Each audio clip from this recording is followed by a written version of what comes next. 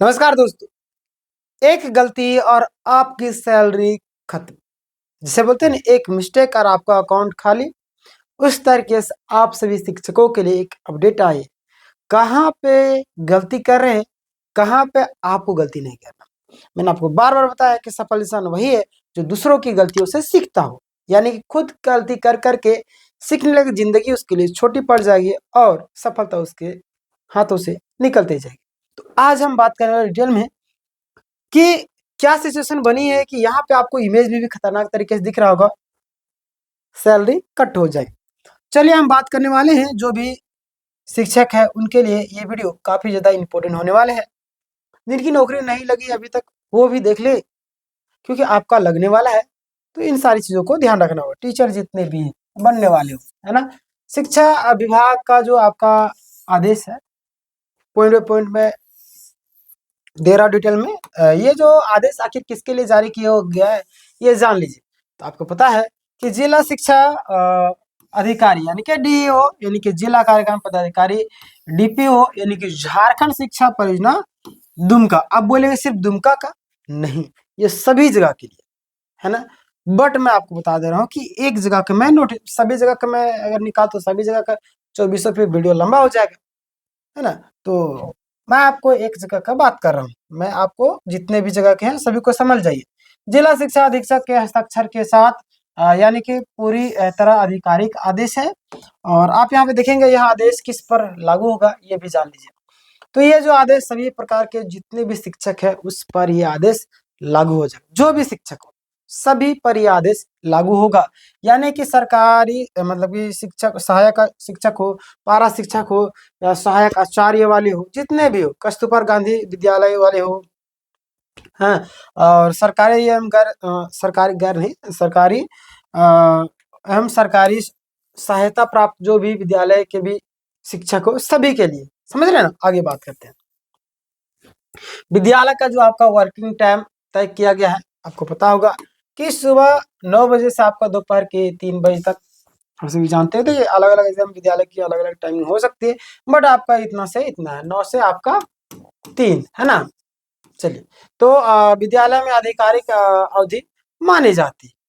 अब आगे हम बात करते हैं कि यहाँ पे विद्यालय समय के बाहर मतलब कि विद्यालय में देखिए, विद्यालय समय में बाहर जाना मना है। बहुत सारे लोग चले जाते हैं, ये गलती आपको नहीं करनी। यानी कि विद्यालय अवधि आपका 9 से 3 के बीच में निजी काम के लिए आपको बाहर, खुद का पर्सनल काम के लिए आपको बाहर नहीं जाए, क्योंकि सरकार आपको तनख्वाह दे रही, आपको पैसे दे रही। किस लिए दे रही है? ताकि झारखंड के बच्चों को, चाहे आप किसी भी हमारे भारत देश के बच्चों को आप एजुकेशन व्यवस्था को मतलब कि अच्छे तरीके से दे, उनके भविष्य को सुधारे, ना कि आपको पर्सनल काम के लिए पैसे दिए जा रहे हैं। पैसे आपको देखिए, जाहिर सी बात है कि अगर हम बोलते हैं इंसान इंसान की फ्री में तो हवा भी नहीं लेते, यानी कि एक सांस से छोड़ रहे हैं तो दूसरा ले रहे हैं, है ना। तो इसी तरीके सरकार आपको पैसे दे रही है तो आपको काम करवाने के लिए, है ना, ना कि आपके पर्सनल काम के लिए। समझ रहे हैं। तो किन्हीं को बुरा नहीं मानना है, बट ये रियलिटी है। गैर आधिकारिक काम से बाहर जाना अगर पकड़ा जाता है तो फिर आपको दिक्कत हो जाएगा, है ना। जिनका जिला कार्यालय, है ना, बीआरसी सीआरसी बिना अनुमति के सब अनाधिकृत माना जाएगा। जो भी है बिना आधिकारिक सूचना के आपको कहीं नहीं जाना है। समझ रहे हैं। स्कूल टाइमिंग, बाकी बात आपका घर द्वार तो वो तो टाइमिंग से जाएंगे, लेकिन जो आपको टाइमिंग दिया है जिसके लिए आपको पैसे दिए जा रहे हैं उसको सही तरीके से यूटिलाइज करना है, 100% यूटिलाइज करना है, इसीलिए तो आपको पैसे दिए जा रहे हैं ना। देखिए, बिना अनुमति बाहर के गए तो होगा, क्या होगा। यदि शिक्षक विद्यालय समय से बाहर पाया गया तो उनकी या उनकी अनुपस्थिति मिली, तो यहाँ पे ध्यान दीजिएगा कि उस दिन को, है ना, उस दिन को जिस दिन आप बाहर मिले या अनुपस्थित दर्शाए गए, तो आपका जो है अवैतनिक अवकाश यानी कि अनपीरियड, है ना, आपका लीव माना जाएगा। यानी कि उस दिन की हाजिरी आपकी कट जाएगी और उस दिन का जो वेतन भी है आपको नहीं मिलेगा। तो ऐसा गलती कभी नहीं करना है ना। आपको पता होगा मैं लगातार इन सारी चीजों से आपको अवगत कराते रहता हूँ, और हमारे जितने भी सब्सक्राइबर उनको पता होगा एक एक पल पल का अपडेट मैं देते हूँ। या किसी स्थिति में बाहर जाना संभव है ना, हाँ, लेकिन बहुत ही सख्त आपका शर्त के साथ में। केवल अत्यंत आवश्यक परिस्थिति में आपको, मतलब बोला है कि एकदम इमरजेंसी आ गया तब जा सकते हैं, ऐसे नहीं, समझ रहे ना। और देखिए प्रधानाध्यापक कार्यालय प्रभारी से पूर्व अनुमति लेकर के, है ना। कार्यालय जो अभी के प्रधानाध्यापक हो या कार्यालय के जो भी प्रभारी है, उससे मतलब कि पूछ लेना है आपको, है ना। देखिए लिखित या स्पष्ट आपको अनुमति जरूरी है, बाद में मैं बता कर गया था ये सब चीजें मान्य नहीं होगा, यानी मौखिक रूप से आपका मान्य नहीं होगा, आपको लिखित रूप में देना होगा, समझ रहे ना। चलिए आगे हम बात करते हैं, आदेश कब से लागू होगा ये जान लीजिए। देखिए तत्काल प्रभाव से लागू, यानी कि आपका आदेश की तारीख किधर चला गया से आपका, हाँ, यानी कि आपका आदेश की तारीख से आपका लागू हो चुका तत्काल प्रभाव से, यानी कि जब मैं वीडियो बना रहा हूँ आपको लागू हो गया। आदेश का पालन अनिवार्य है, सभी शिक्षकों को और कर्मियों को आदेश का कड़ाई से पालन करना होगा। आगे हम बात करते हैं आदेश का जो उल्लंघन करने वाले उनका क्या होगा। तो जाहिर सी बात है कि आप अब उल्लंघन कीजिएगा तो कुछ ना कुछ तो नुकसान होगा, है ना।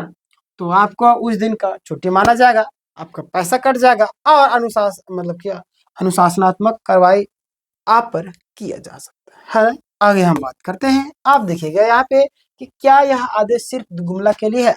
मैंने आपको बताया कि आदेश गुमला से जारी हुआ, लेकिन नियम पूरे झारखंड में पहले से ही आपका सेवा नियमों के अनुसार है, यानी कि मैंने बताया कि ये आपको सिर्फ गुमला के लिए नहीं है, गुमला के लिए मैं बता रहा हूँ बट सभी जगह के लिए हो चुका है, ठीक है।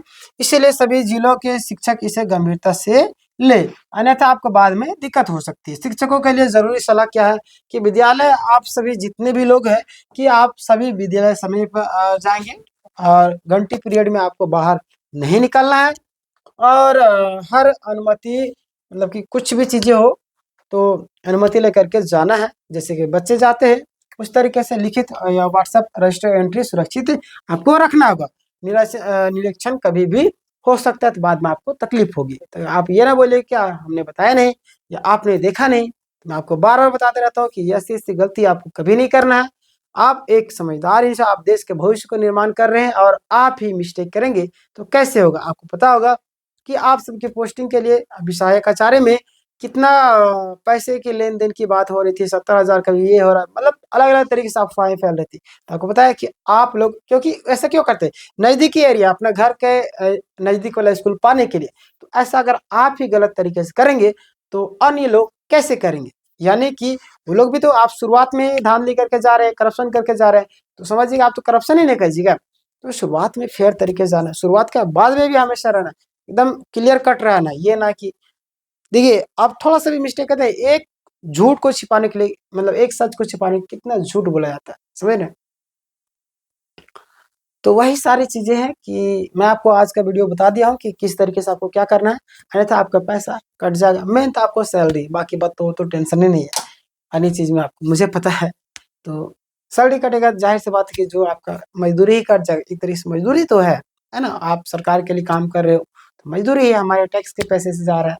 तो इन सारी चीजों का आप ख्याल रखिएगा।